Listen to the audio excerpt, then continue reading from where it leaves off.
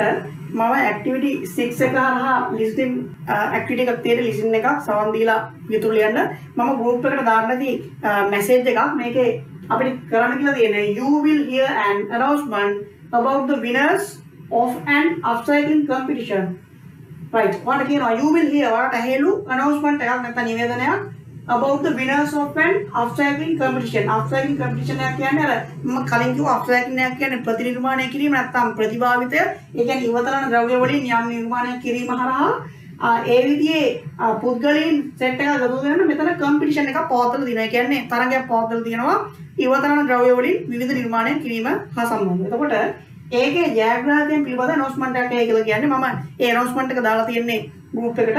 ඒක ඊළඟට අපිට කියනවා ඒක හරහා numbers from 1 to 5 ඒ කියන්නේ පළවෙනි ස්ථානයේ සිට පස්වෙනි ස්ථානය දක්වා දිනාගත් තරගකරුවන් A B C D E කියලා තමයි තියෙන්නේ මේ දෙන නිර්මාණ පහ ඒගොල්ලෝ කරලා තියෙන ඉවතරන් ද්‍රව්‍යවලින් තමයි මේ නිර්මාණ පහම කරලා තියෙන්නේ.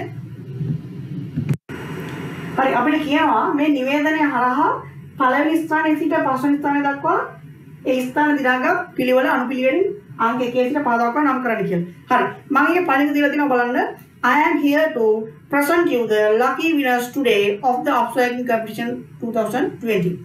Right. එතකොට මේකේ මුලින්ම කියනවා මම මෙතෙන්ට ඇවිල්ලා ඉන්නේ 2020 upcycling competition එකේ ජයග්‍රාහකයන් පිළිබඳ ඔබට ඉදිරිපත් කරන්න. ඒකේ පළවෙනි එක තියෙනවා the first place goes to the creation of colorful oil lamps which is made of the very disposable materials of metallic bunds on the top of the soft drink bottle. හරි මේකෙන් කියනවා the first place goes to පළවෙනි ස්ථානය යන්නේ කාටද? the creation නිර්මාණය සඳහා මොන නිර්මාණයද? of colorful oil lamps. oil lamps කියවක මම හිතන්නේ සමහරවිට උත්තරය ඇහුවේ නැත්නම් oil lamps කියන සාමාන්‍ය අපි පහනට පොල්තෙල් පහන කියන අර්ථය. ඒතර මේ පොල්තෙල් පහන කියන එකයි E කියන එක. නමුත් අපි පොඩ්ඩක් ඊට ටිකක් කියවලා බලමු. which is made of the very disposable materials which is made of කියන්නේ සාමාන්‍යයෙන් අපි සාධන ලද කියන එක. ඒතර made of එකට හැපෙන්න දානවා මොන අමුද්‍රව්‍යෙන්ද අපි සාදලා තියෙන්නේ. made of මොනවද? the very disposable material of metallic bunds. metallic bunds කියන්නේ ලෝහ. bunds කියන්නේ සාමාන්‍යයෙන් අපි මූඩිය කියන අර්ථය නම් ලෝහමය මූඩි වලින් හදපුවා අපි කියනවා මේකට ටොනික් මූඩි කියලා අපි පාවිච්චි කරනවා අපේ භාෂාවෙන්. ඒතකොට ටොනික් මූඩි වලින් හදලා තියෙන oil lamps නැත්නම් පහන් සඳහා තමයි first place එක ලැබිලා තියෙන අංක 1 එන්න ඕනේ මෙන්න මේ E එකට. ඊළඟට දෙවෙනියට කියනවා the second place goes to another creative one which is made of disposable barrels and metallic equipments that make sounds fine and echo. හරි දෙවෙනි ස්ථානය යන්නේ මෙන්න මෙහෙමයි to another creative one which is made of disposable barrels and metallic equipments.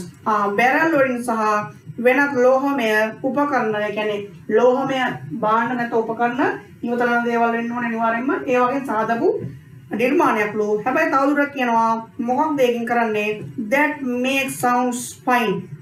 හොඳ ශබ්දයක් ලබා දෙන. ඒ වගේම ඒකෝ දෝංකාරයක්. හොඳ ශබ්දයක් ලබා දෙන එහෙම නැත්නම් දෝංකාරය ලබා දෙන භාණ්ඩයක් මේක දින නිර්මාණ කරලා අංක 100කට තියෙන පේනවා ඒවට බැරල් ඒවා සහ ලෝහමය කොටස් තියෙන්නේ. එතකොට අංක 2 නැත්නම් දෙවෙනි ප්ලේස් එක කියන්නේ C කියන එකට එන අංක 2 දාලා තියෙනවා C එකට. ඊළඟට තුන්වෙනි එක කියනවා the third place is given to the flower pots. flower pots කියවක මම උත්තරය අහුවෙන්නේ නැති. flower pots කියන්නේ සාමාන්‍ය මල් පෝච්චි. ඒතර උත්තරේ එනවනේ මෙන්න මේක. නමුත් අපි ටිකක් බලමු. flower pots made of discarded sugar, flour or other bottles. සීනි, පිටි එහෙම නැත්නම් වෙනත් ද්‍රව්‍ය බහලන ලද බෝතල් වලින් තමයි මේ නිර්මාණය කරලා තියෙන flower pots. එහෙනම් අංක 3 නැත්නම් තුන්වෙනි ස්ථානයේ ඉන්න ඕනේ මෙන්න මේක. ඊළඟට කියනවා a very creative thinking of read the time made by using very thinner spokes and rims of a bicycle wins the fourth place today. හරි a very creative thinking ඊටාම නිර්මාණශීලී සිතුවිල්ලක් වන to read the time time එක කියවන්න time එක කියවන්න කිව්වම මම ඔයාලට කියනවා ඉතින් මෙතන ඔරලෝසුවක් වගේ එකක් පේනවා ඉතින් ඔයාලට මෙන්න මෙතන දීලා තියෙන්නේ. එහෙනම් වෙලාව කියවන්න පුළුවන්. ඒ වගේම තමයි made by using very thinner spokes and rims. spokes සහ රිම් අපි දන්නවා බයිසිකලේ තියෙන ප්‍රෝජෙක්ට් තමයි මේ දීලා තියෙන්නේ. ඒතකොට අන්න ඒ වගේ නිර්මාණය කරපුව වෙලාව කියවේ හැකි දෙයක් තමයි මෙන්න මේක. ඒක තමයි අංක 4 නැත්නම් 4 ස්ථානය. තව ඒක ඉතුරුලා තියෙන එක නම්බර් 5 ඉතුරුලා තියෙන මෙන්න මේක. නමුත් අපි එක බලමු. The fifth place is a wonderful hanger of keys. යතුරු රඳවන්න පුළුවන් රඳවනේ නිර්මාණය කරලා දිනා මොනවා වගේද? that we can simply make by using rubber parts and that can be easily and softly penetrated from one side to another. හරි. එහෙනම් යතුරු එල්ලන්න පුළුවන් රඳවණයක්. ඒ වගේ මේක rubber parts වලින් හදලා තියෙන්නේ. rubber part එක අපිට පුළුවන් මේකට පසරු කරගෙන යන විදිහට අයින්න පුළුවන්. ඒතකොට මේක තියෙනවා එහා මෙහා පසරු කර හැකි නැත්නම් අනින්න පුළුවන් rubber parts වලින් තමයි මේ යතුරු කරලා හදලා තියෙන්නේ. ඒක number 5 නැත්නම් 5 වෙනි ස්ථානයේ වෙන්නේ. එතකොට ඔන්න ඒ තමයි උත්තරේ එන්නේ. අංක 1ට එනවා oil lamp එක, 2ට එනවා C එක, එහෙනම් E එකට අංක 1, C එකට අංක 2, ඊළඟට D එකට අංක 3, A එකට අංක 4 සහ B එකට අංක 5 විදිහට තමයි උත්තරේ එන්න ඕනේ 1 සිට 5 දක්වා. හරි ඊළඟට කියනවා activity 8 එකේ තියෙනවා ප්‍රශ්නයක් decide on some object that you can upcycle into something better or more beautiful. ඔයා තීරණය කරන්න මුලින්ම object කියන්නේ යම් කිසි දෙයක් ගව්වේ මොකක්ද වස්තුවක් මොන වගේ එකක්ද that you can upcycle into something better. ඒ කියන්නේ ඔයාලට upcycle කරන්න පුළුවන්. ඒ කියන්නේ මොනවා හරි අලුත් නිර්මාණයක් කරන්න පුළුවන් විදිහේ ඉවතරන් ද්‍රව්‍යයක් ඔයා තෝරගන්නලු. තෝරගෙන ඊට පස්සේ කියනවා write a set of instruction to show how to do it. ඊළඟට උදාහරණයක් විදිහට අපි හිතමුකෝ යෝගට් කප් එකක් ගත්තා කියලා. එන ඔබ්ජෙක්ට් එක තමයි යෝගට් කප් එක. ඒ යෝගට් කප් එක යොදාගෙන ඔයාලට කරන්න පුළුවන් නිර්මාණ මොනවද? ඒක කරන්නේ කොහොමද කියලා තමයි ලියන්න තියෙන්නේ. නමුත් මම මේ අභ්‍යාස වෙනස් කරලා මෙන්න මෙහෙම අභ්‍යාස දෙන්නම් බලන්න.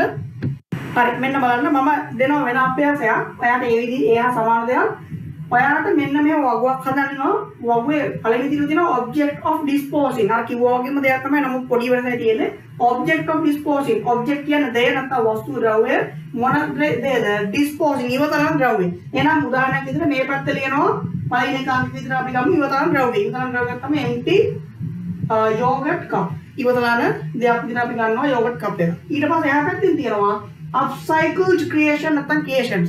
ඒ yogurt cup එකෙන් කරන්න පුළුවන් නිර්මාණ මොනවද? ඔන්න එකක් වෙනවා තියෙනවා flower vase. ඒක තමයි මේ පාඩමේ දීලා තියෙන්නේ අපිට.